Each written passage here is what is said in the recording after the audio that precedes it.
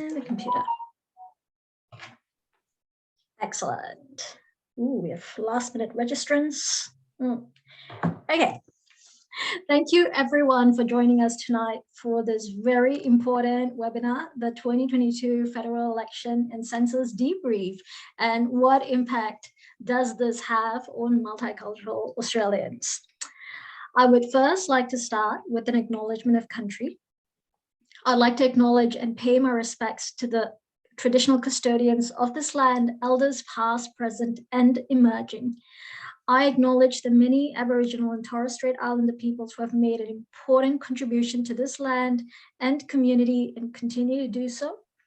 This land is, was, and always will be Aboriginal and Torres Strait Islander land. I am going to start my share screen if I can find it. You know, that's the problem. You have a million websites open on your page, and now I've got it. Yeah, I think I've got it. Share this one.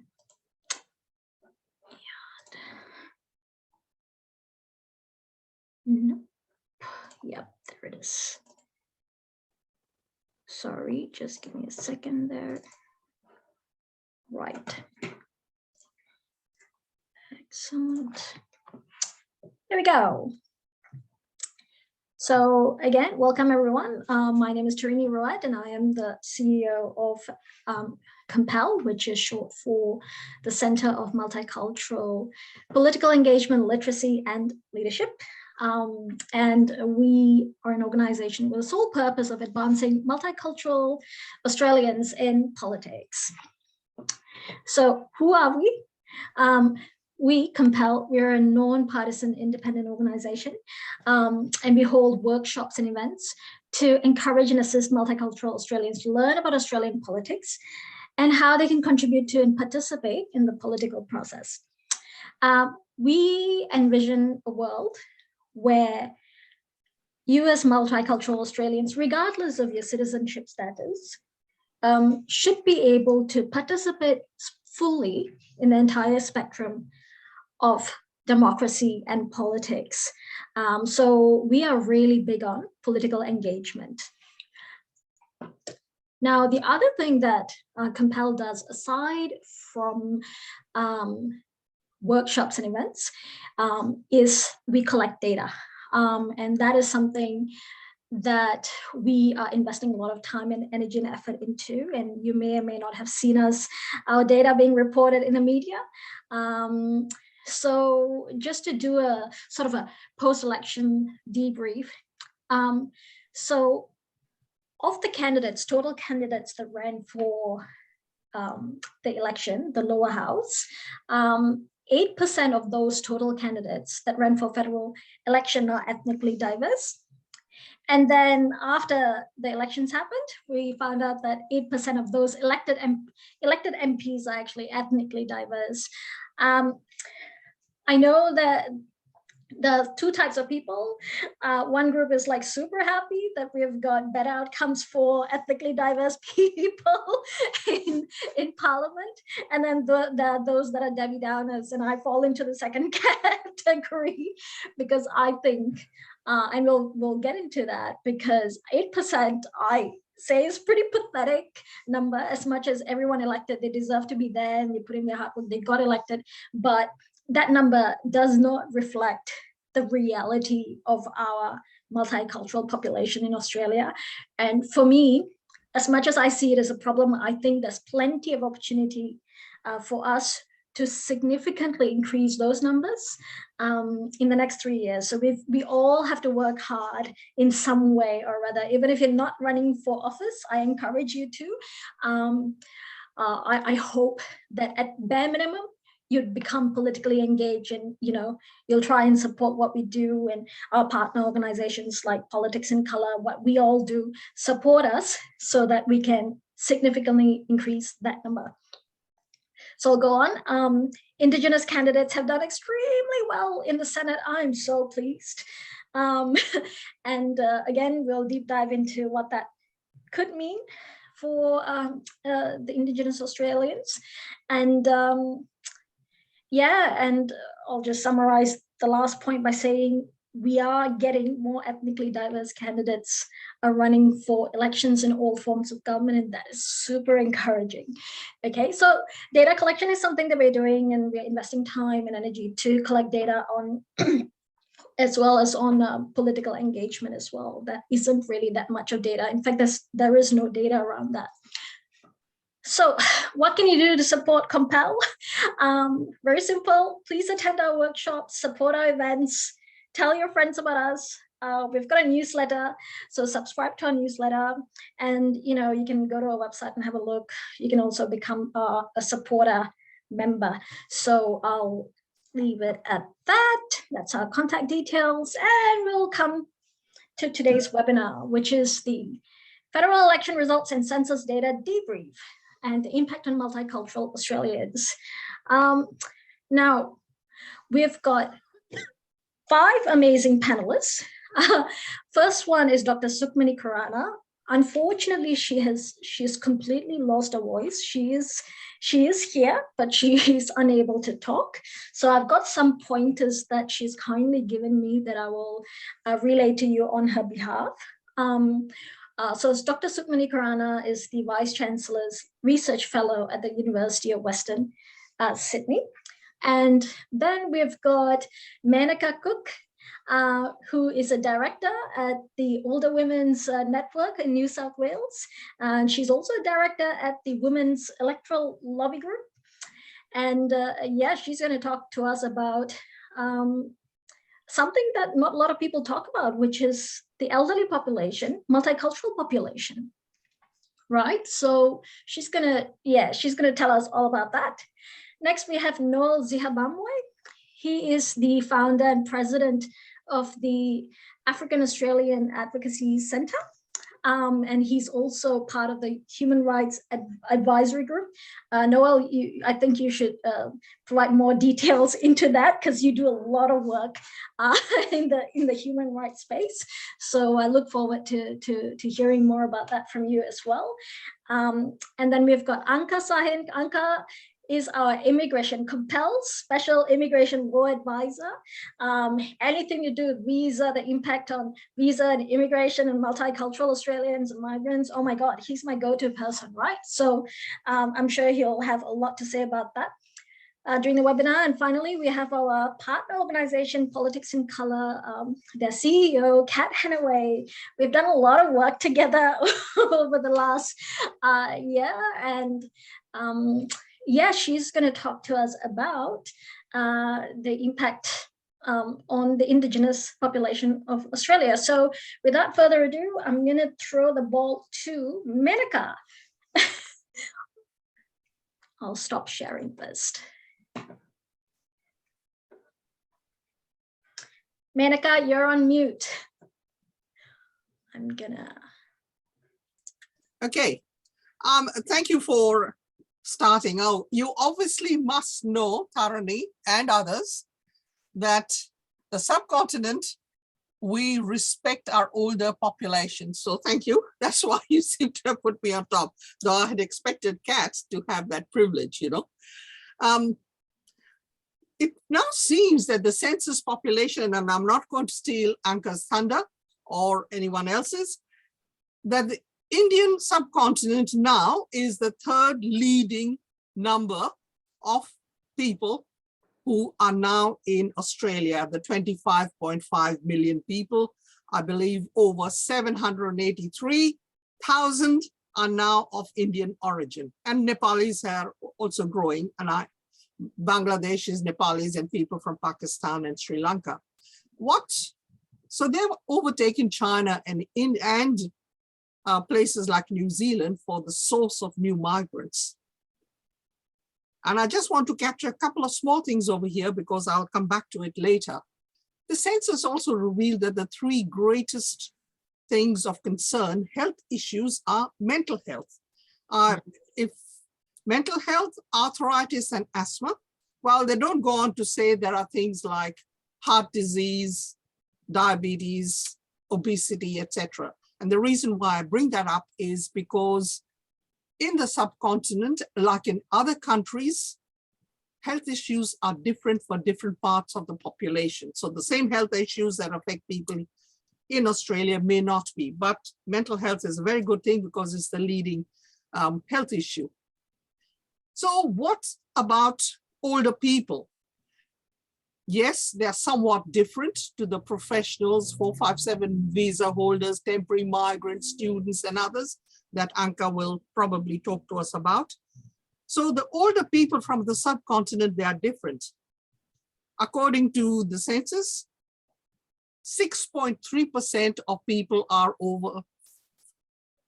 over 65 years plus. Now that's a significant, if you multiply 6.5% into the 785, let's call it 800,000 people.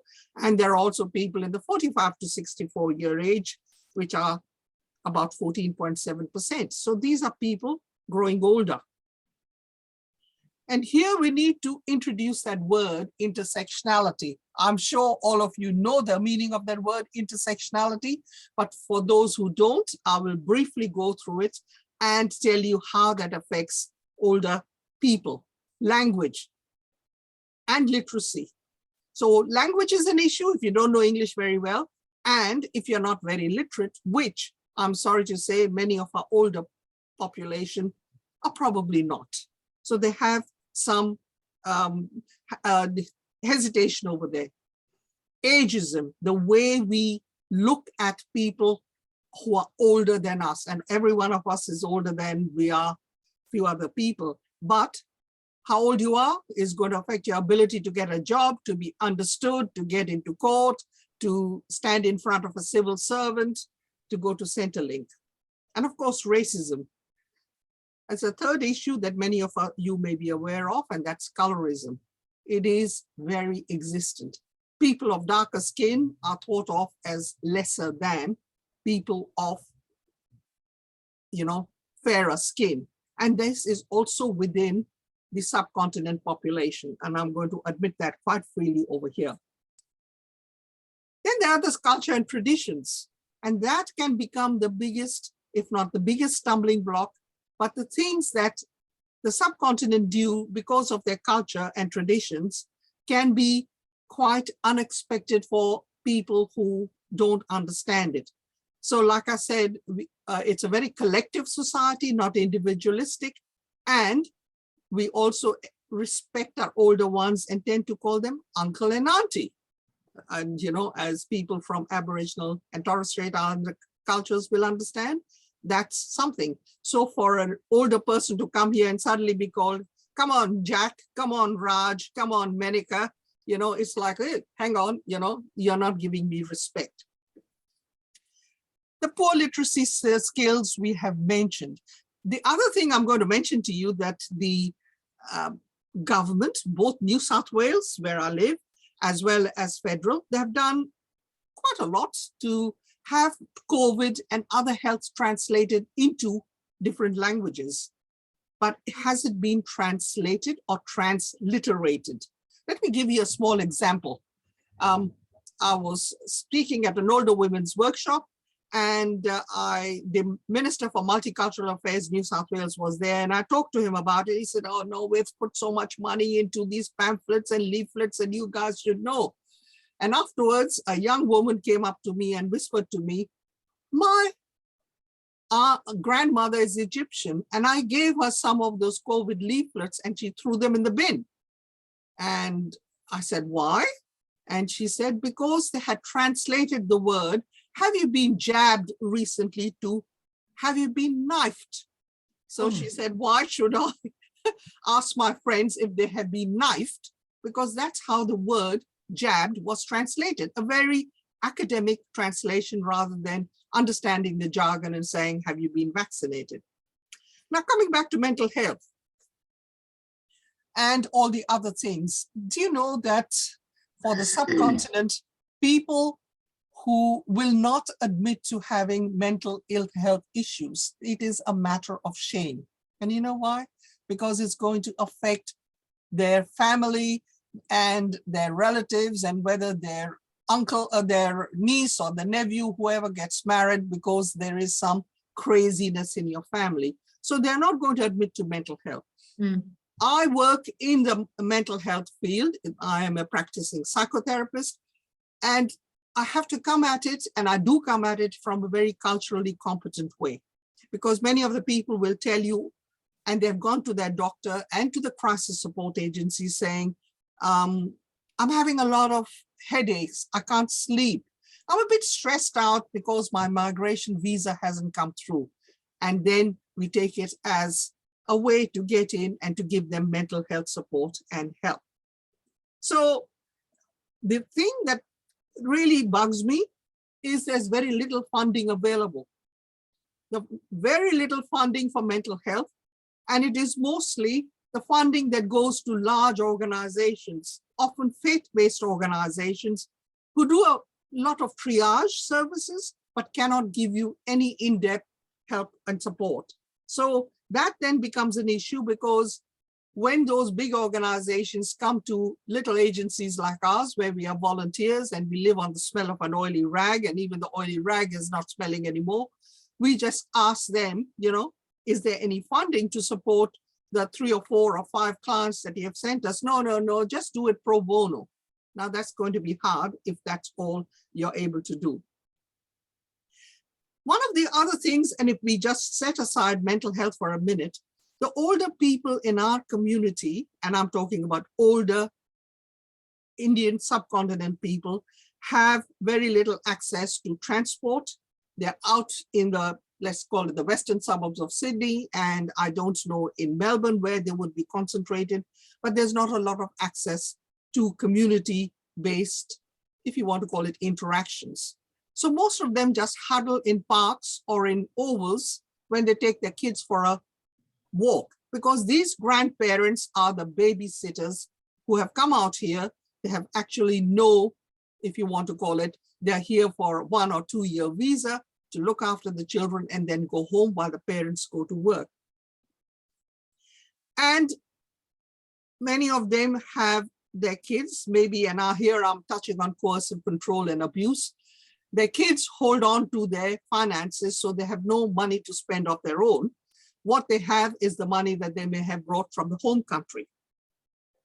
What is happening now is that there are, as we mentioned, more than 6% are over 65 years of age, and they're entering aged care because some of their children can't really care for them at home.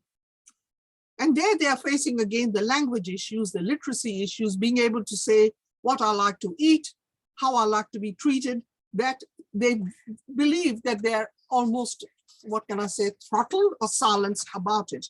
So some of the awful things that I've heard in some of the homes, they get a cheese sandwich for lunch, and that's not what they're used to eating.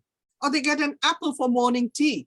Now, if you don't have any teeth, you're going to find it hard to chew an apple, all right? And if you've got to go and get proper dentures, which they may or may not be able to afford. This is something I'm going to come to, which I talked to Tarani about, and she was happy for me to share it, that there have been many reports about sexual abuse in aged care homes. I think all of you might be aware of it. And most of the aged care homes are self-regulating, all right? So they go through a checklist of what has happened. Does this mean I need to report it? No. Should I go to the police? Should I do this? Should I do that? And in the end, they can tick themselves off as, oh, I'm self-regulating, I'm all right.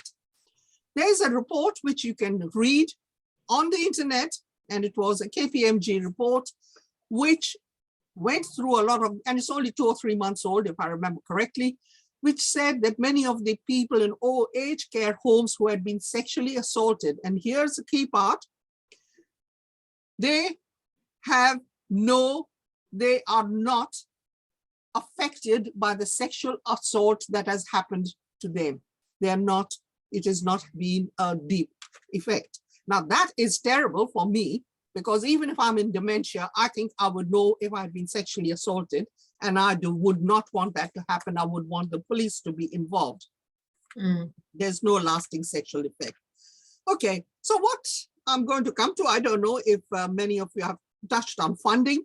There is very little funding to talk to people older people, especially how they're affected by domestic violence or coercive control, how to connect them to organizations which can give them, social interactions and activities out in the community, how to give them health education and advice that is suitable to them, migration issues, and also advocacy. A lot of them are looking for legal advocacy because they don't have and they don't know the law. And there are many, I'm sorry to say it, migration agents who are not very good, who then prey on them. So I think what I'm trying to say is colonial Australia, or maybe I'll save it myself for a little later if Tharani allows me. Some of the colonial systems that we are facing are not recognizing that we still have a lot of bias and prejudice about people of color per se, plus older people sort of thinking that they are half-wits, they don't understand anything, we can do what we like, they don't know the language, they're not very literate, so just don't bother about them. But you are leaving out a significant portion of this. If you multiply 6.5% of 800,000, you're talking about 48 to 50,000 people, and you better be careful that you don't leave them behind, because this is a country which we talk about, a wonderful humanitarian country. And I'm now talking about as a person who came here 50 years ago. I've seen it change and change, and I hope for the better. But I want real representation and real, if you want to call it, looking at my needs. And I'm now an older woman, so that's why I say to you very candidly, look after my needs as well, so that I can also grow into old age and be a very contributory member of this society. Thank you so much, Menaka. That is so much to unpack there. I'm just going to deliberately leave questions towards the end, just so that everyone can get everything out of the way. Kim Rubenstein, who is a constitutional legal expert, and she's also the director for the 50-50 gender equality. I'm sorry, I'm not getting the organization right.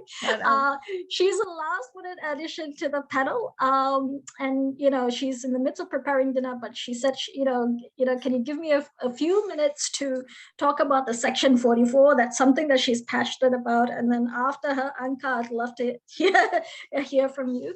So yeah, Kim, take it away. Thank you. Thanks, Tarini. And thank you for the opportunity just to spend a few minutes, because when I saw that this panel was being organized, I wanted to participate as an attendee, but then Tarini also said that she thought it might be valuable just to share some of my interest and expertise on Section 44 of the Constitution, because in particular during the time of COVID, I mean, it's something that I've been passionate about as a constitutional law professor and teacher for some time, in the sense of passionate that it is a restriction on the nature of the quality of our representative democracy, that as a nation that has evolved since 1901 to be a richly benefited from multiculturalism, that we haven't seen that fully represented in our democratic institutions and structures.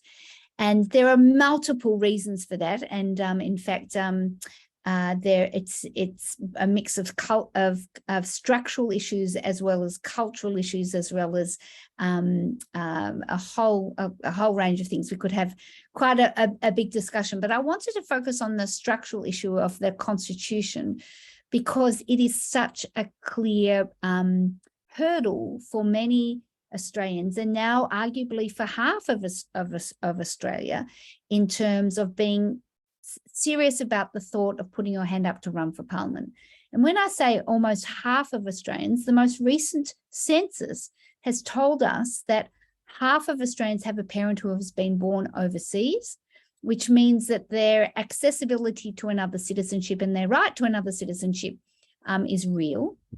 And so if those individuals are wanting to put their hand up to be a member of Parliament, before even winning the seat, just to nominate, you have to give up any other citizenship.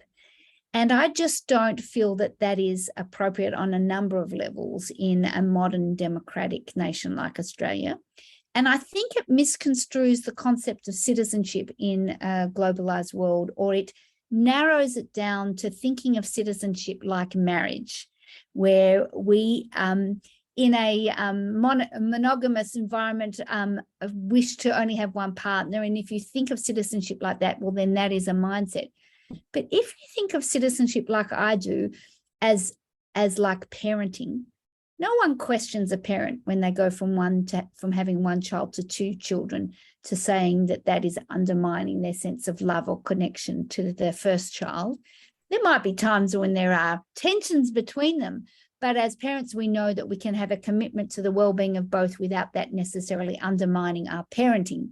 I'm sure there's such a thing as a favorite child, Kim, but there may be, but then I think it should be more transparent. And that's, I think, the point that I think that we should amend the Constitution to not have that restriction, but have a register for all Australians who hold other citizenships, in the same way that we have a register in Parliament for people who hold financial interests, so that it's transparent to the public. It would be a factor that would be relevant to whether someone actually chooses to vote for that person, because ultimately it's the electors who determine who gets elected. And if that's transparent right from the start, then it's a factor that can be taken into account and can be engaged with and discussed by the individual, rather than forcing the individual to give up that other citizenship.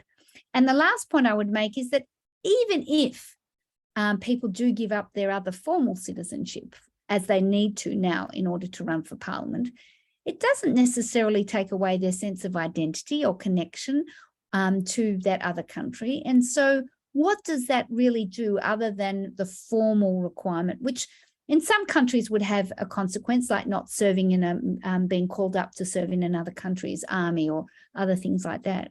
So I think on multiple levels, both the rationale behind what might have been the original reason for having it, but also with a sense of our democracy today, an enriched democracy by having a very multicultural society, that until we amend Section 44, we won't have the capacity for our Parliament to truly represent the nation as it is now.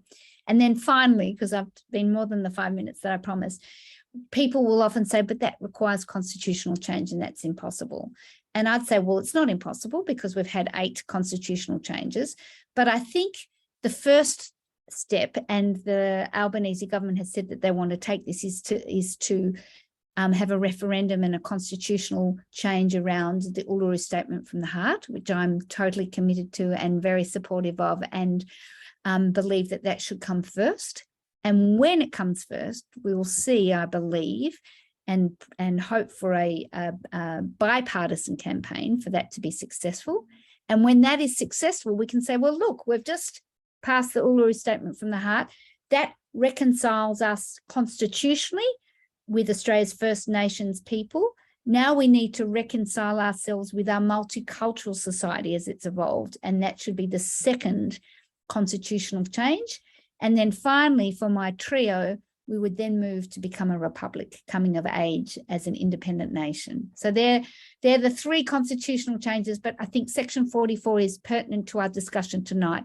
For we've had a successful federal election where we do see more diversity, but we should be seeing even more diversity, and Section 44 should be changed to enable that. Beautiful. Thank you so much, Kim. I really appreciate you jumping on board to give us, your thoughts. And I agree, definitely. And we are all, as multicultural Australians, committed to supporting the referendum on the Uluru Statement from the Heart. And I say that from the heart, and I hope we can all work together to once that's successful, work together to pass a referendum on the Section 44 issue as well. So thank you so much. My pleasure. And I'm going to bid you farewell, because I do have a guest here, but I look forward to watching the recording of the rest of this evening's session, and apologize for the incivility of just saying something and then leaving, because I am interested in what you're all having to say, but I promise I will be back to watch the recording. Thank you, Kim. Appreciate it. Thanks so much. Bye for now. And with that, I'm going to pass the ball on to Anka, who's our immigration law expert. Anka is currently in Turkey. He's joining us all the way from Turkey. I'm not sure what the time there is, but Anka, take it away. Tarini, do you mind if I say a few words? Because I was very interested in what Kim had to say, and I know I've got some other things to say about the census and the migration trends and so on, but I just want to address a couple of things that she mentioned. I pretty much support everything that Kim said. The only thing I would differ from her, I think, based on the things that she's just mentioned, would be that register of interests. And I would be in favor of having such a register of interest, but where people would declare their second or third citizenships.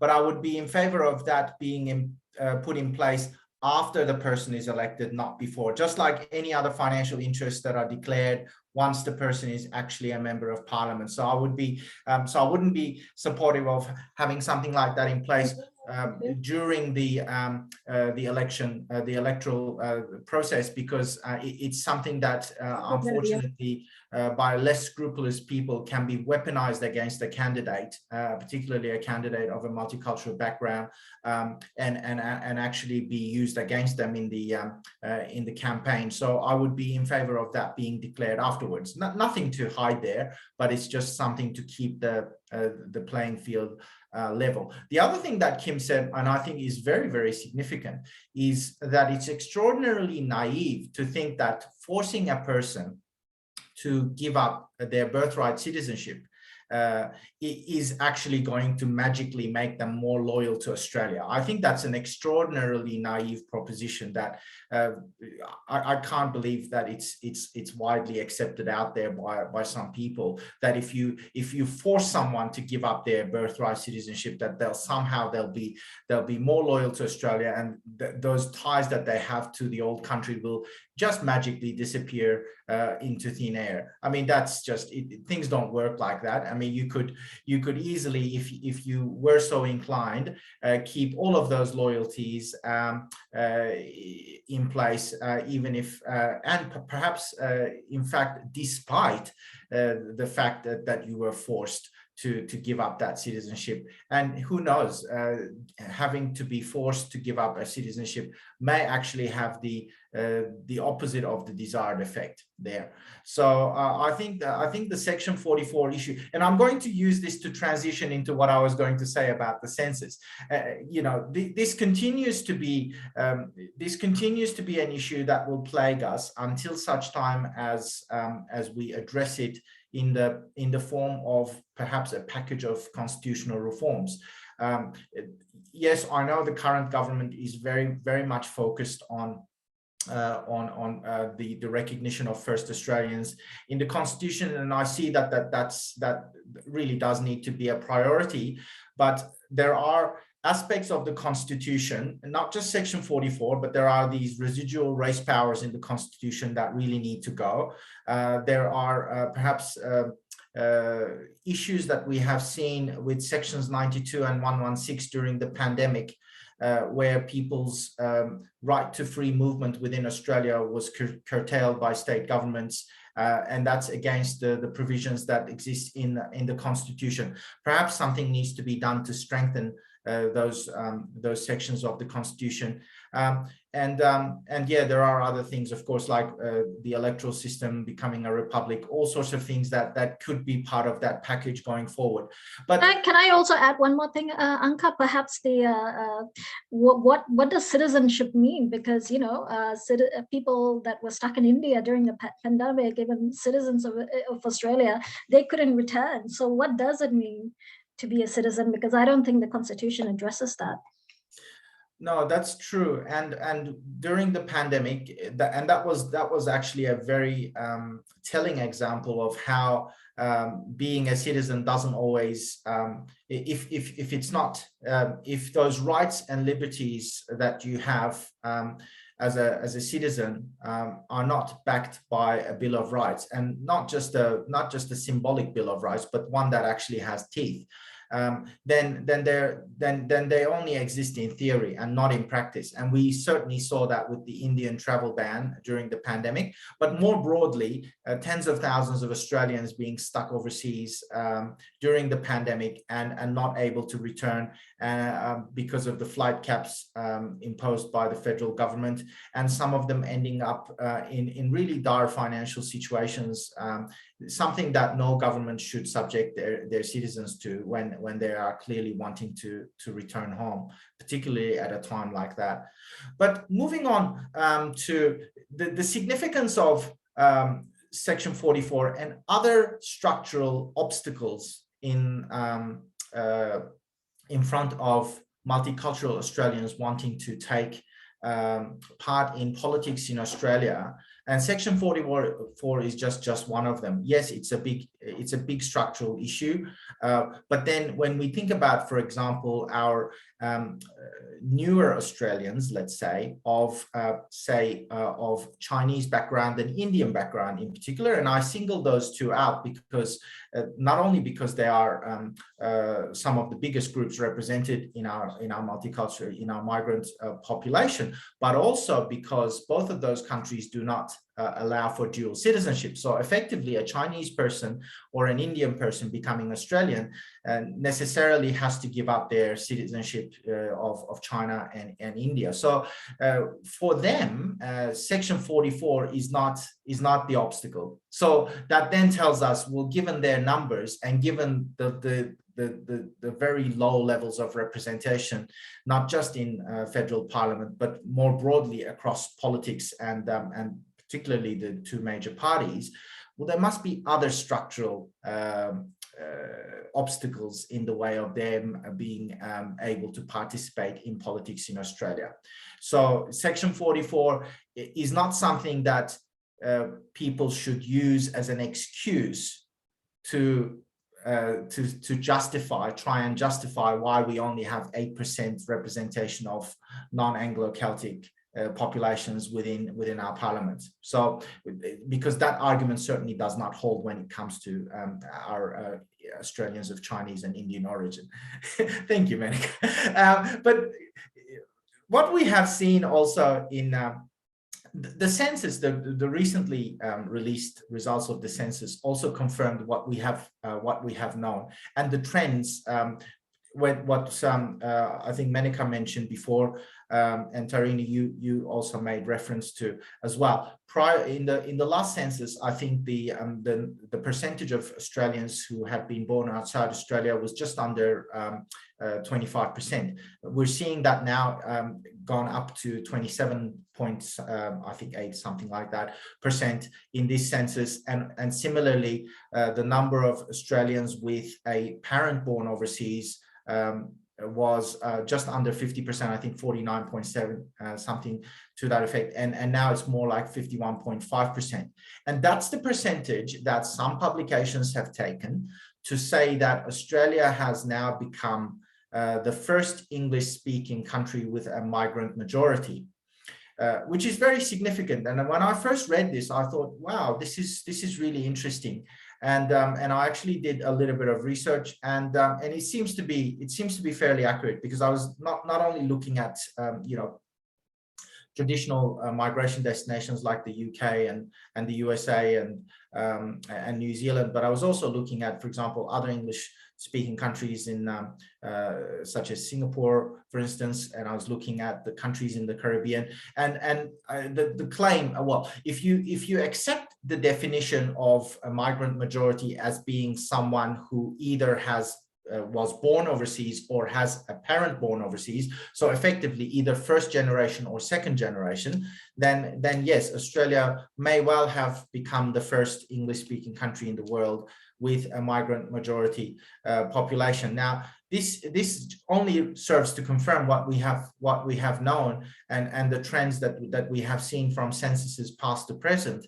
But I guess the question that leads us to is, well, what is that going to mean going forward for our institutions and for greater participation, or ensuring that trend translates into inclusion and a full participation in Australian society, regardless of when you have arrived in this country.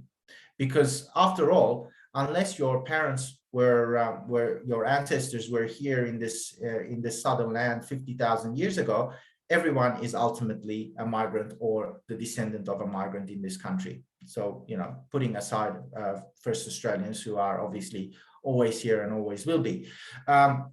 So this is important. I don't think there should be any structural or there shouldn't be any justification of any structural or otherwise obstacles placed in the way of people wanting to take full part in Australian society, regardless of when they have come to join us in this land. So I think that is very, very important. And really what it shows us, what the census shows us, is the need and indeed the necessity for our institutions to change in the same direction as the composition of our society is changing. And that's the only way in which we can ensure that Australia remains a peaceful and well assimilated and harmonious society going forward, with all its elements.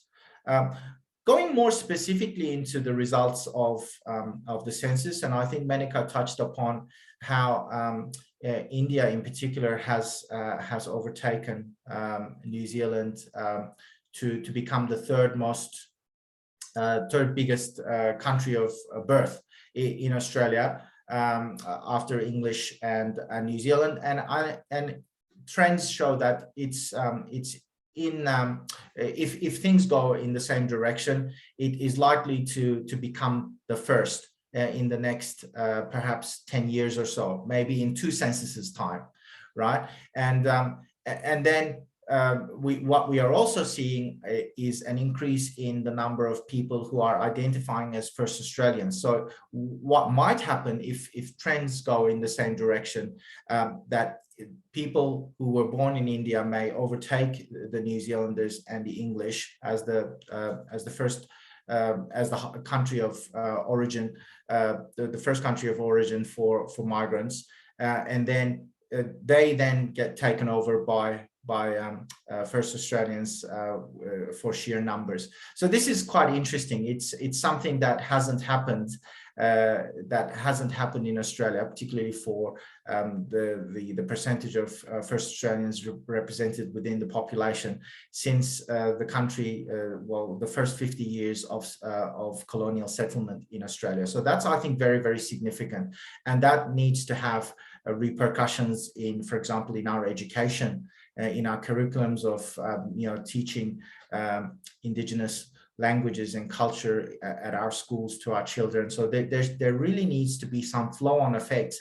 The census isn't something that exists or should exist in a vacuum on its own. The learnings from the findings of the census really should be used to make Australia a better place. And the tools are there for us to use from the census to implement those changes in education, in our migration programs, in our citizenship initiatives, and also more broadly in political participation. Of course, that's not going to happen overnight, but decisive steps need to be taken, because unless that happens, it's not something that's going to eventuate on its own. Thank you, Anka. I'm mindful of the time, so I'm just going to move to the next speaker real quick. And thank you. We'll come back. I have a lot of questions for Menika and Anka. I'll come back to that later. Hopefully, we have time. Next up, we have Noel Zihabamwe, who's the founder and chairman of African Australian Advocacy Centre. Take it away. You just need to unmute yourself, Noel. Thank you, Tarini, and let me begin by acknowledging the traditional owners and the custodians of the land on which I'm sitting in, the Kabrogo clan of the Darug Nation. My name is Noel Zihabamwe, and I'm the founding member and the current chair of the African Australian Advocacy Centre. And of course, I would like to thank COMPELL for this opportunity for AAAC to speak on, on a panel. Maybe a little bit of the AAAC. In 2019, the African Australian Advocacy Center was formed as a result of ongoing consultation with the African communities from across Australia. So the AAAC represents the interest of the African Australian communities. We're focusing on advocacy, research, and the policy outcomes, and we collaborate with different stakeholders. And we currently represent more than 20 African communities with citizens having origins and the cultural beliefs from all over Africa and beyond. So this further incorporates African Australians with descendants from across the globe. So talking about the census, I went through the results and was doing a kind of like a data analysis. So from my perspective, based on a question that you asked me to answer, how the census does not accurately capture data on African population Australia. So when I went through it, so the 2021 census highlights that a lot of changes have occurred, and unfortunately, some items remain the same when it comes to African Australians. For example, my colleagues have mentioned that racism is an ongoing issue that African Australians experience on a daily basis here in Australia. The other thing, the census shows that there is a minimum of 400,000 Australian residents of African origin, or 1.6% of the Australian population. So 80% are the white Africans, and the 42% are the Black Africans. So according to the media sources, not all just all of those people, they don't just adjust well to to the culture or to the Australian society because of it's predominantly predominantly Anglo-Saxon culture. Of this population, of course, the issues was also a question we ask ourselves: how many are recognized through government policies and values? We always talk about the values and good speeches everywhere. And then the other thing, when you go through that census data, you always wonder, those are also many questions that we asked, and some of them, Menaka has mentioned them. But to me, and also when you look at from the, from those data, it is imperative that the broader cultures within local Australian communities are recognized and embraced, because you will see some cultures being favored of another, and that's the things that also we'll be looking at. So when you look at these data, there's always struggles when it comes to people of African origin, especially those who come to Australia. And this reflects on how we are supported in this new system, because many Africans, we are the first generation, which also makes it hard for us, where when it comes to in terms of accessing the opportunities that every citizen should have access to. So when we look at the issues we have, there's we all want to flourish in this country like any other citizens. We want to be educated. We want to have good employment. We also have to have civil opportunities. So when we look at these data, what other cultures and communities from both Europe and North America are supported in their views and endeavors? Inequity is evident, with the same recognition not being observed for local African communities. For instance, like especially refugees and migrants who come here. So how much of African contribution to Australia is ignored or overlooked? That's one question we should ask ourselves. Does the census present a true picture of broader cultural and community perspectives, values, and beliefs? So when we go back to that census, the census data shows that approximately 142,000 people within Australia speak African languages at home. This figure incorporates more than 20 African cultural languages and dialects, and does represent the diverse cultural communities represented in Australia through African Australian residents. So this figure compares to other cultures and communities within Australia, including Spanish-speaking population in Australia, whereby the number of people speaking Spanish at approximately 171,000. So this difference equates to roughly 30,000 people when comparisons are made between Africa and the Spanish-speaking persons within Australia. So this illustrates the significance of under-recognized African Australian population. Despite our significant contributions to Australia and our presence within Australian communities.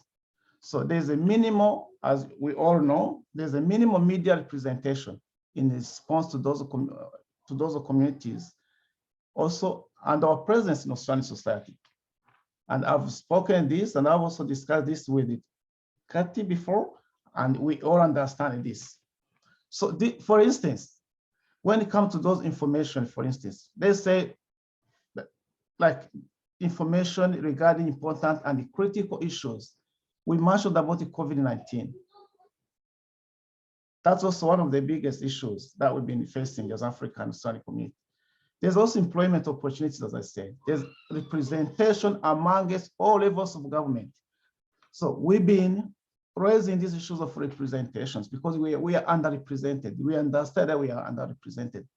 So my other question, so what do the latest election results and census data reveal to us about our community, and what does this all mean for our collective future?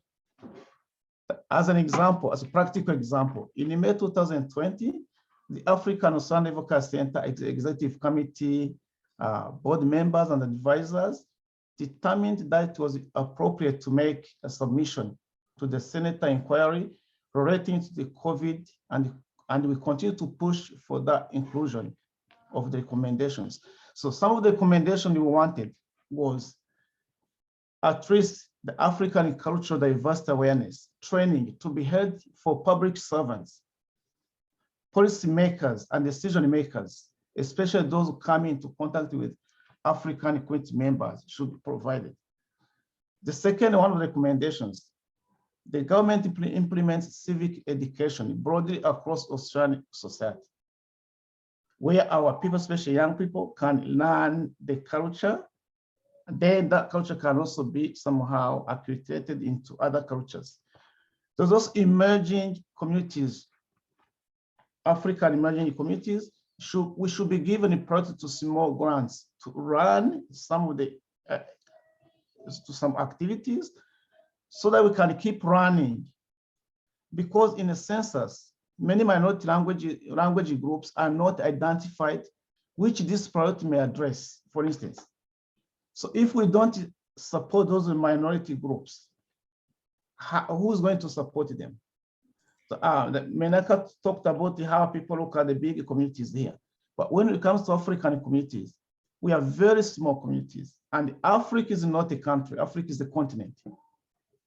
So that's also the other things we always talk about when you meet with the stakeholders, where people see people say, okay, people from Africa, this is Africa.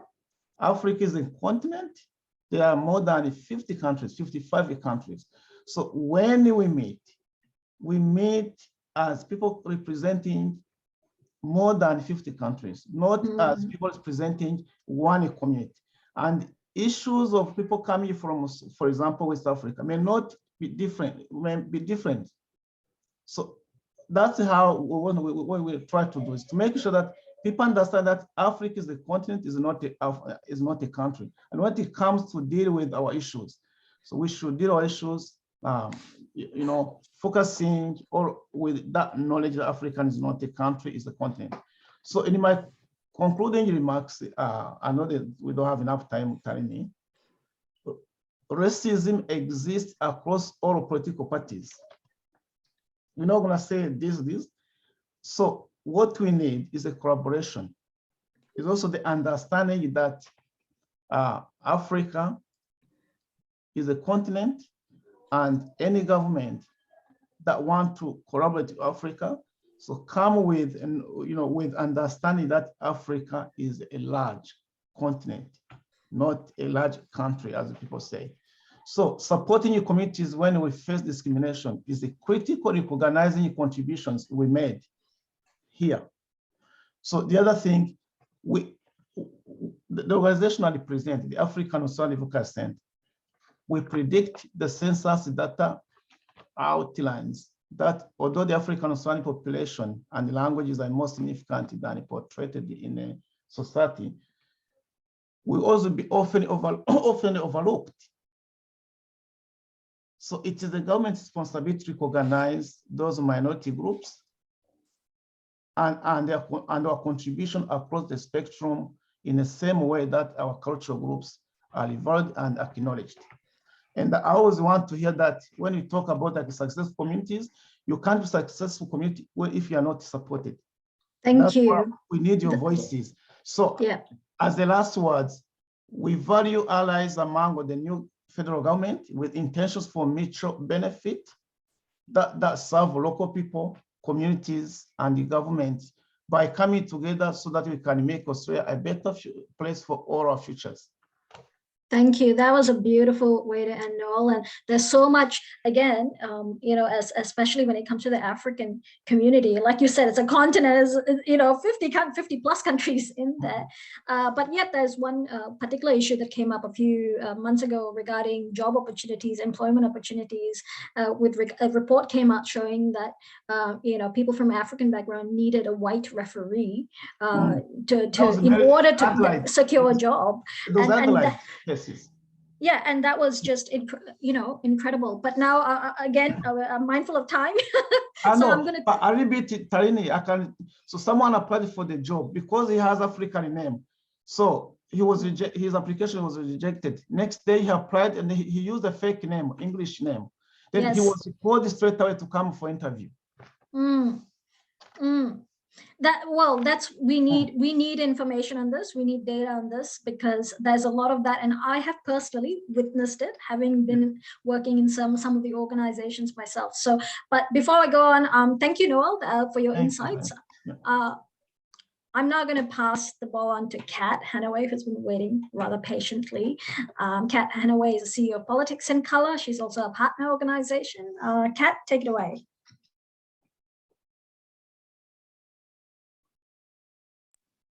Thank you very much, Tharini, and thank you everyone on this panel. It's been a real privilege to hear your views this evening, and I will I know we're running out of time, but I'll sum up my views on the census data and what happened in the federal election.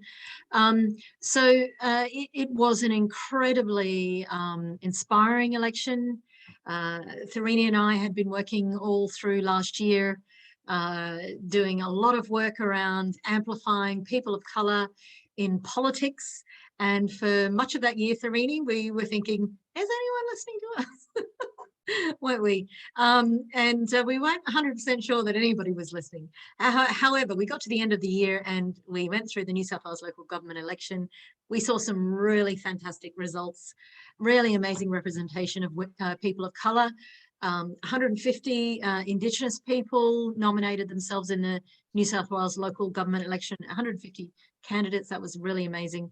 The results of that was that we doubled the number of New South Wales councillors just from doing the small amount of advocacy that we did. So that went from 9 to over 20 plus councillors, Indigenous councillors. So having the conversation, providing a platform, allowing people to be represented and visible online has a major impact. Going into the federal election this year, again, we had no idea, did we, Tharini? We just thought, well, we don't even know if the federal government and the political parties really were, you know,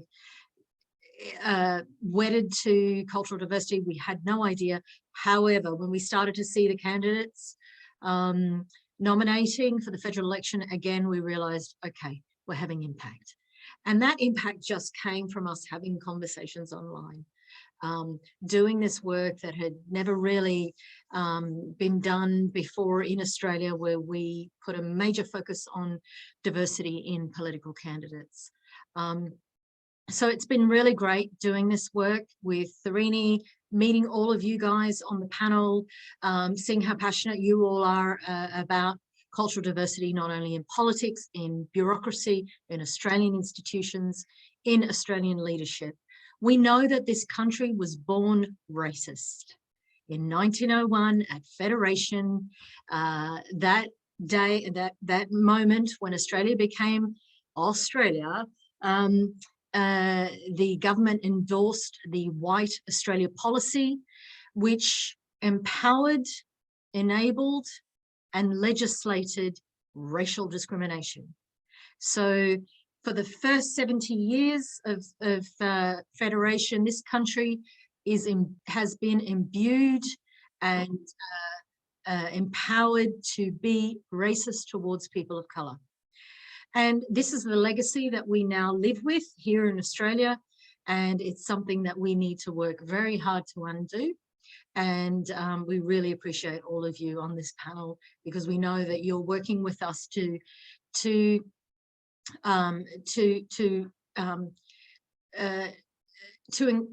influence politicians, influence leaders, influence organisations to adhere to cultural diversity and to embrace cultural diversity in a meaningful way. What we saw in the federal election was unprecedented numbers of people of colour, Indigenous and culturally and linguistically diverse people. Sometimes they use the term visible minority people to categorise people of colour. We saw unprecedented numbers of people of colour running as candidates in the federal election. I think, Therini, correct me if I'm wrong, it was over 100 or people of colour that had nominated. 150, I think, about 150, yeah. For the House, sorry, yeah. Yeah, and the really fantastic thing about that was seeing the representation of Indigenous people stepping up and choosing to move into political leadership. That was really, really inspiring for me. So we saw, the Liberal Party, historically a far right, predominantly white Australian party, nominate 27 candidates of colour. Then this has never happened before in a federal election. So at that point, when we saw that, and Therini did her amazing list of people of colour candidates, which captured a lot of interest online, and what we saw was the numbers. So we saw 27 candidates of colour nominated in the Liberal Party. We saw about 26 in the Labor Party. We expected that because the Labor Party had endorsed affirmative action in 1994.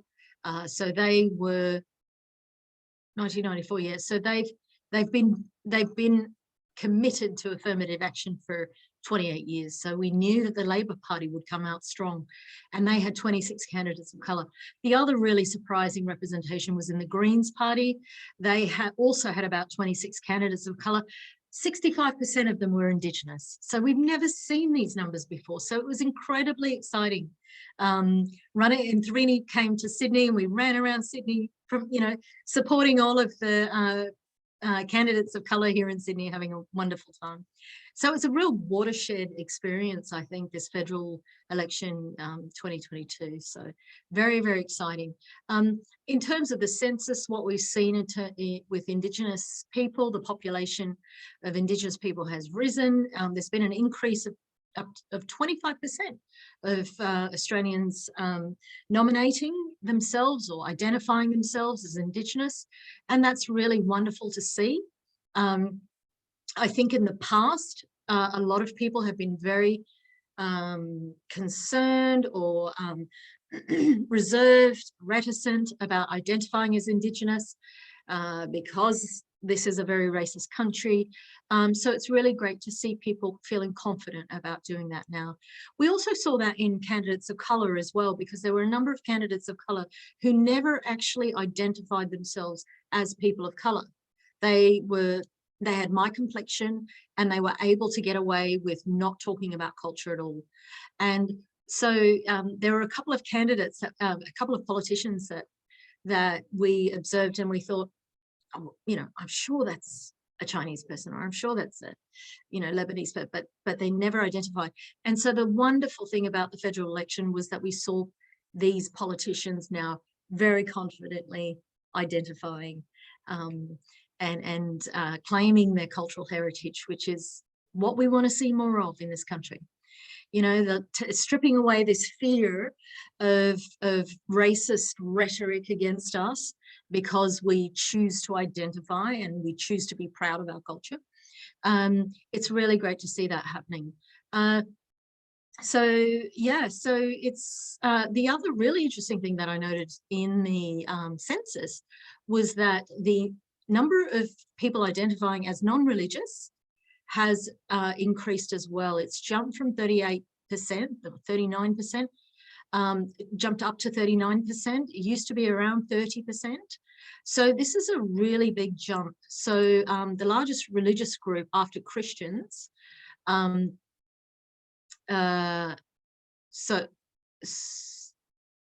I'm going to reframe that.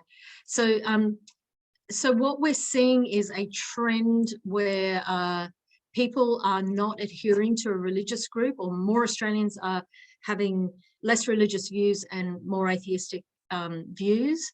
This is also going to have an impact on the way we govern our country, because the issue of religion and state has always been very contentious.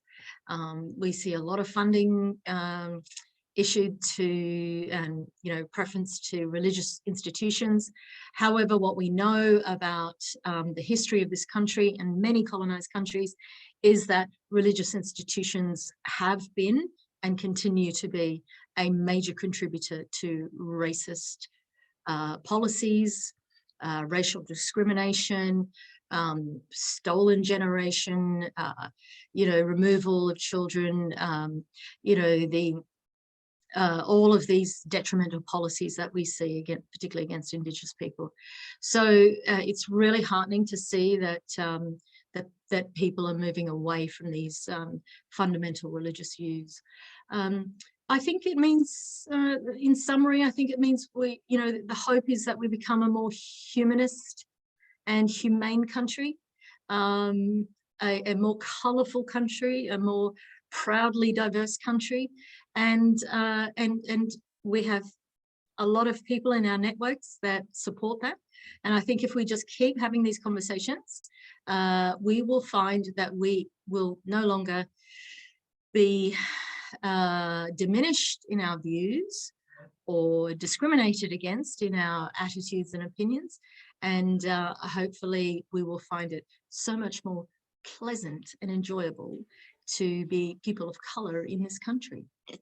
Thank you, Kat. And I also want to acknowledge that this hope, and I'm hoping that we will then be able to pass the referendum. You didn't talk about that, so oh, yes. I mean, that is amazing. The Labor Party have right from the get-go, the Prime Minister, when he took the microphone, when he was announced as the winner of the Labor Party, the very first thing he mentioned was constitutional recognition and a voice to Parliament. So I think that gave the entire country a great deal of hope, and I think that's wonderful. I think we just keep moving forward with all of that. Thank you. Thank you so much. And last but not least, we actually have Dr. Sukmani Khurana, but like I explained much earlier, she's lost her voice. She's here. So I will try and do her bullet points justice. She has written an article unpacking the census for the conversation. So after this webinar, when I post the recording, I will make sure to put the link up so that you can read it. She's also very recently done a podcast on this very topic, actually, with the democracy sausage. So I'll put the link up so everyone can have a listen to her in-depth analysis. But a few of you on this panel have already kind of sort of covered that, so I won't repeat it. So I'll just talk about the extra points that she said. She wants to add that to connect census data to election data is that diversity is concentrated in some federal seats more than others. To her, she said this might explain why many in power cannot see the problem because their seats are literally more white than others. Furthermore, there are very few suburbs that manifest the average. Most are either much more diverse or much less diverse than average. So police and the advisors will need to work harder to travel to these places and engage with their voters to get more meaningful data.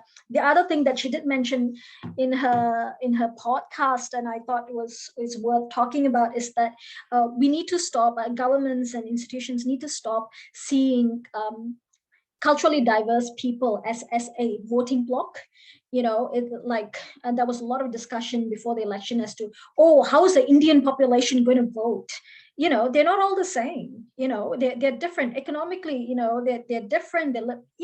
So the fact that people think that people from certain cultures, they all vote exactly the same, that is definitely wrong. And also there is this myth that again, I'm hoping that I do what you said justice, Sukmani, because you talked about the phenomenon of Gladys Liu and how her own, Gladys Liu was the only Asian minister in the Liberal Party, and she was the minister representing the electorate of Chisholm here in Victoria, which has got a high number of a Chinese population.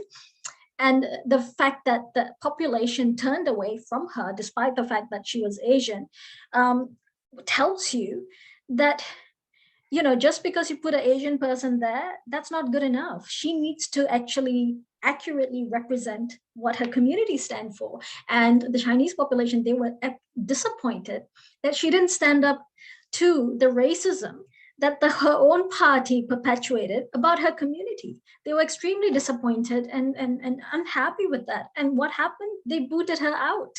So to just talk about representation in very simplistic terms, I think that's something that we need to be careful about. I'll just put my a few pointers that we didn't get to cover during this panel, was that we haven't spoken about the impact of the increasing numbers of multicultural Australians on sports. I know that sounds like a bit, oh, what, you know, what, how do we go to sports? But look, Australia, especially here in Melbourne, you know, is a sporting capital of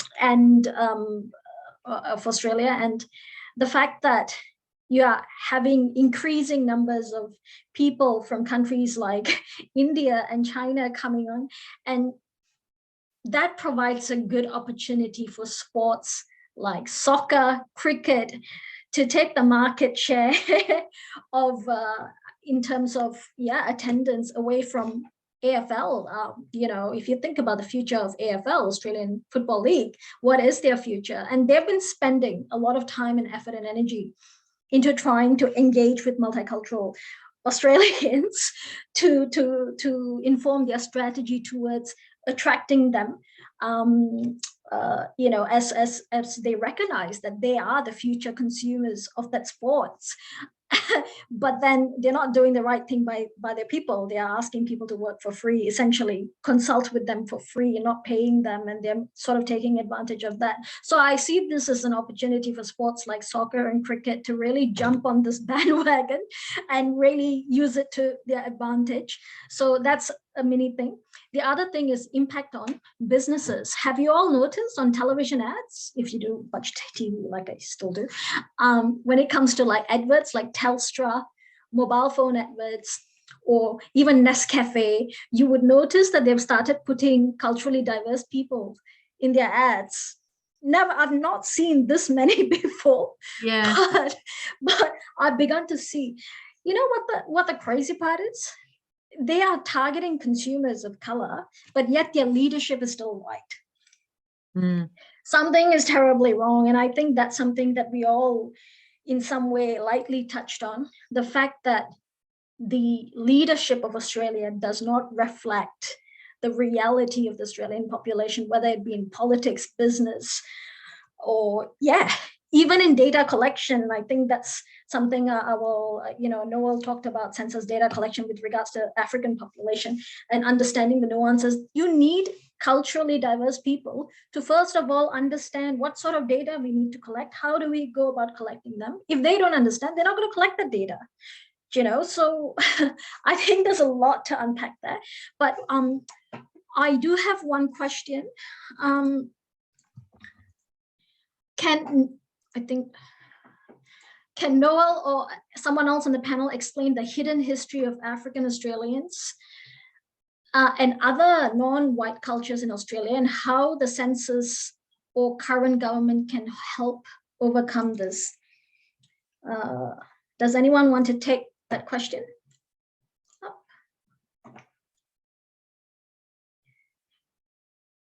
Okay, Gary, do you want to elaborate on that? Because I'm not sure what you mean by hidden history. I'm going to allow you to talk.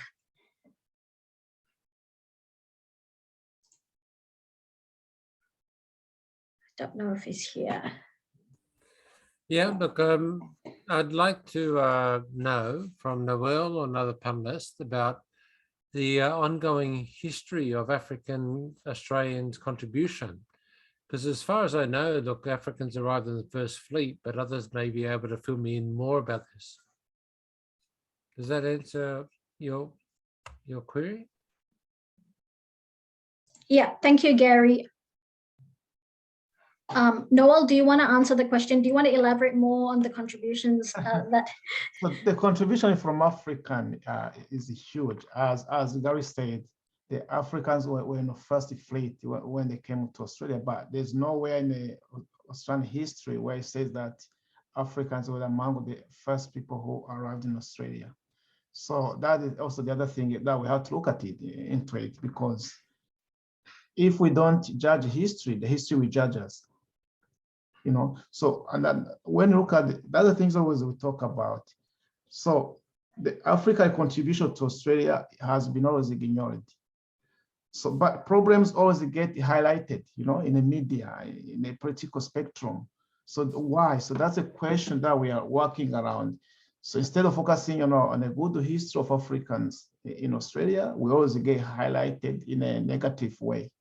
But what we know and what the history knows is that Africans were among the first fleet that came to Australia. So as we see, the new government now is the hope for multiculturalism. We need successful multiculturalism here. And we hope maybe we can use that history to change, I think to change that kind of narrative we have, that we have in Australia. Thank you, Noel. Appreciate it, Gary. I hope that answered your question. I do have a few things that I want to ask. Menaka, earlier you spoke about coercive control, and that is, we always talk about that in terms of females, women, getting domestically abused, but we don't talk about that in terms of elder abuse. In fact, I've heard people talk about that in elder abuse, but the nuance is missing when it comes to culturally diverse people. Populations. And coercive control might look perhaps different. I don't know. I'm not, well informed on the topic to talk about that in depth. Or it could also mean the words that they use is very much different from what we have defined coercive control to be for the white population. Do you want to shed more light into that? Very briefly, similar ways, there's the psychological and emotional abuse that happens, or older people being told, shut up and just stay there. Not all the time, but obviously, if the person is having health issues, then often they're isolated. They have only got an option to, speak so many minutes back to your home country. There is also the money being kept. All right, the money is kept that they have brought to Australia. Often they're afraid that if they put it into a bank account, the government will have a look and may not give them any more money. And then the son or daughter who has got access to it thinks that it's theirs to do whatever with. So there's financial abuse. Social isolation is huge, not being able to go back when they want to. And, just all the things about not being able to talk to whom they please. Often they're just confined. They live in a flat or an apartment in a small building, and they know the local community. And they just don't have access to knowing the law and how they can help themselves. So that's what I call coercive control, the financial abuse, the isolation, the emotional abuse, and so on. Yeah. And I wanted to support Noel that while the African community or people have been here since the first fleet, and in many ways, the Indian population has come in the couple of centuries since, but they've come as laborers. They've come as people who had got to be shoved away and kept as farm laborers, etc. And it is only through us speaking up that we are going to be able to salvage their histories and to say that you are not going to forget us. You are not going to make us invisible, because that is the invisibility, like older people and people of color, we are now saying you're not going to make us invisible anymore. Thank you, Menaka. I think that was a beautiful way to answer that question. Anka, you spoke about Section 44 and all that, but I just want to point out the last time we did a podcast together, you also mentioned that across the ditch, New Zealand allows permanent residents to vote. We didn't touch on that topic. Do you want to talk a little bit about that? Yeah, sure. Thanks, Tarini. Yes, in New Zealand, it's possible for permanent residents to vote once they have lived in the country for a specified amount of time. And there are greater restrictions on their ability to vote if they have been outside the country for some time. They have to have to be able to keep their voting rights. They have to have been in New Zealand within the last 12 months, as opposed to within the 3 years for citizens. But at least New Zealand is one of a small group of countries around the world that actually allows its permanent residents to vote, despite that being subject to certain limitations. Is that part of, you mentioned a Bill of Rights, changes to Constitution? Is that something that we could possibly push for via that effort, or is that separate? I don't think voting rights for permanent residents would be enshrined in a Bill of Rights. They certainly are not in New Zealand. I think this is just an administrative decision that's been taken to allow permanent residents to vote in New Zealand. Look, recently it was in the news, there was a meeting between the Prime Ministers of Australia and New Zealand, and they discussed a number of issues, including deportations, Section 501 deportations of New Zealand citizens back, who had committed criminal offences in Australia back to New Zealand. And another thing that came up as part of that conversation was potentially having a pathway to permanent residence and citizenship for all New Zealanders, and not the small cohorts that are eligible for that at the moment. And I think part of that conversation somehow involved, I don't know in what context, but part of that conversation involved whether New Zealanders in Australia could be given the right to vote. Australians living in New Zealand get the right to vote after living in the country for 2 years. And I thought that was a bit premature, because given that in Australia we don't have voting rights for permanent residents, it would not really make a lot of sense to give voting rights to New Zealand citizens just on the basis of their citizenship when they don't actually have that pathway. So the pathway to permanent residency and citizenship is the answer, obviously within the context of certain criteria being met, and not just giving voting rights as like a cosmetic measure. Thank you. I've got one more last question. Edward Carroll asked a question about, what can we do to increase representation? We're not necessarily talking about the actual politicians themselves, but rather the leadership within political parties. They're predominantly white, whether it's Labour, Liberal, doesn't matter, even the Greens, the leadership is white. What can we do to change that? I see Kat and Noel, you provided some answers in the Q&A, so I'll just read that out. Kat said, Australian bureaucratic leadership is even less diverse than political leadership. I believe representation matters. So the more people of color we see in the highest form of leadership in this country, the more that influence will influence the diversity in bureaucratic leadership. Hopefully industry will follow. Noel says shining the spotlight on these minority groups will help aspiring refugees and migrants to follow in the footsteps of nationally recognized African Australian professionals, including those competing in profession. Oh, sorry, Noel, I think you're responding to something else. I'm just reading that up. But Edward, sorry, I sort of went off script. Sorry, Kat, did you want to say something? No, she didn't. Okay, so I'll add my 2 cents here. Everyone talks about pre-selection as being the problem in terms of increasing diversity. That is not, pre-selection is not going to solve the problem when it comes to the leadership in those political parties, right? So I have got enough anecdotal information that actually speaks about the diversity of membership base within political parties. And here's the thing, none of the political parties will ever reveal to you anything substantial about their membership. They won't even tell you how many members they've got. And Anka and I spoke about this in one of our previous podcasts. I mean, they made it a requirement for minor parties to meet the 1,500 member base, but they would never reveal if the major parties actually meet that requirement. But let alone reveal what actually goes inside. It's just not transparent. It's not a transparent form of system in a lot of these major political parties. And I think we really need to figure out what is going on inside, because the news that I'm hearing anecdotally is that as people are getting turned away, even as people of color go into political parties, grassroots level, as volunteers. They're being looked at as, oh, you're just probably volunteering because you want to secure a job. They're telling them to your face, if you're trying to get a job out of this, you're not.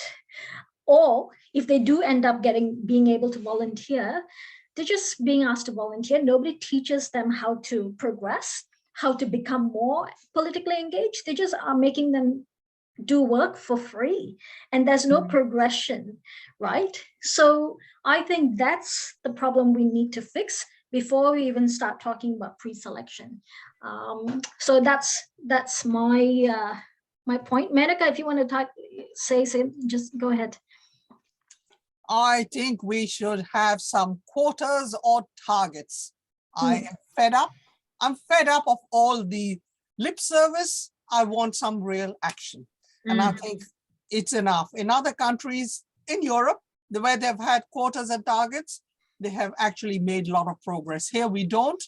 So then we have political leaders like the last one who said, I'm not going to let the women get on the bus when I've got all these men sitting on the bus. Okay, thank you very much. He's not going to let then black, brown, and green people get on the bus as long as he's got all the white people sitting and, in the bus. All right. So that's where I say, bring it on. Yeah, I mean, but 100%, medical, I agree. But how is that going to solve the problem of their membership base being diverse? Oh, I agree. They need to start inviting people and being very open, even if they report by terms of percentages, that now we have 10% people of Indian origin and 15% of African origin, I would be happy with that, okay? But I want them to start doing that. But here's another thing, and I'm going to say that to you very openly. Most migrants to Australia are not interested in being members of a political party, because if you think of Maslow's hierarchy of needs, economic security and having food and shelter and clothing are the most important. But it will be the next generation, like my children and grandchildren, who then say, I want to get up and be part of the leadership of, you know, either an organization or a corporation or a political leader or a bureaucratic leader. I agree with you, Mani. Yeah, and absolutely. And Noel, you know, where's the African representation in politics? So that's the things we're talking about it, Tarini. That's why what we are doing now. So we are trying to consult many community leaders and then to see when we look at how the politics work here, you need to have a block. Yeah. If you have a block, it's very hard, to be involved in the politics. Yeah. Yes, I agree with Meneka saying that the first generation we come here, we struggle to found our foundation.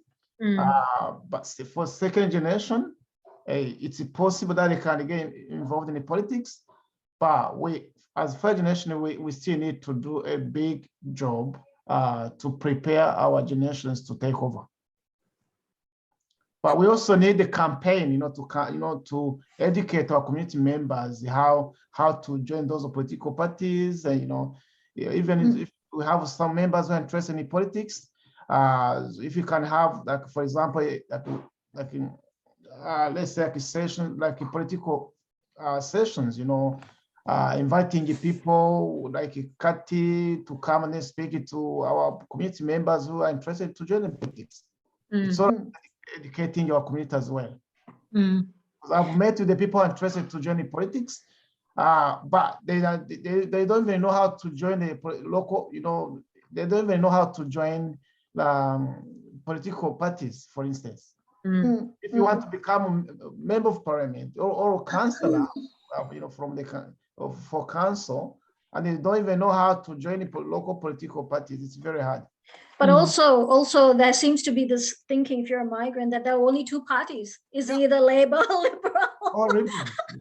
And there's nothing else, and there aren't minor parties. But you've got to blame the media. The media is the one that's providing the migrant communities this information, and the media always perpetuates the 2-point narrative. It's either the narrative from the Labour Party or the counter narrative from the Liberal Party, and that's all you get. So media diversity is so important. It's all about raising awareness, Yeah, correct. I've got one last question by David Dolneck. Why doesn't Australia Day recognize broad contributions of all migrant cultures, especially with census and other data showing such cultural diversity?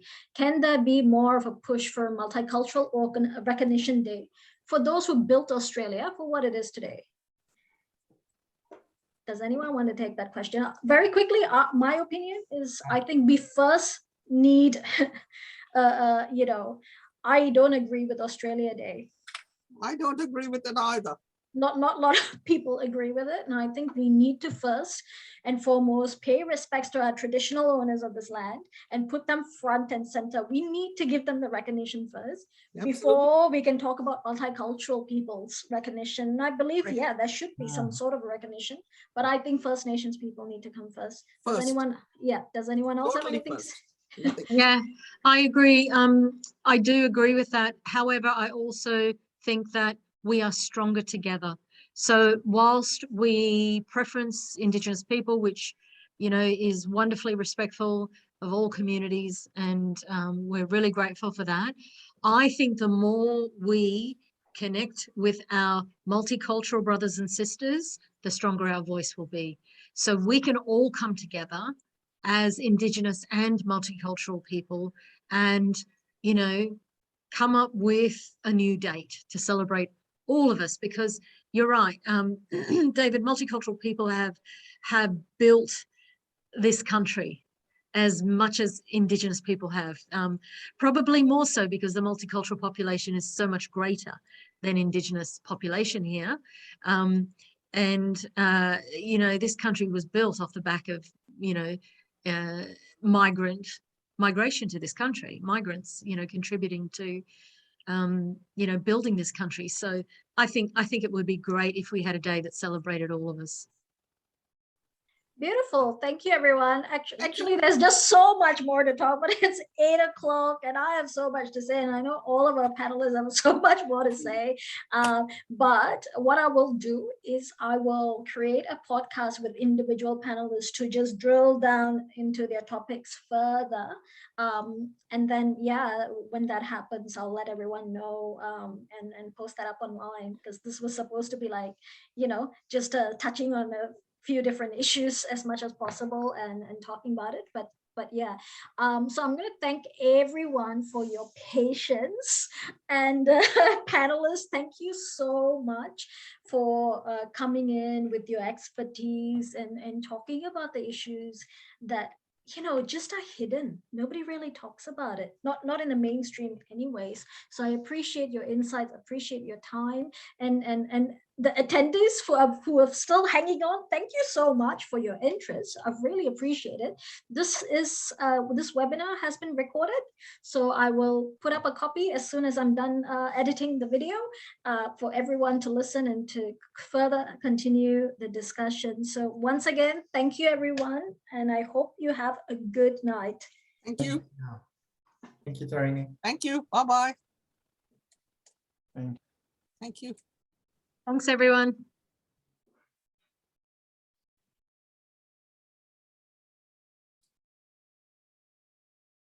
Thanks, Tarini.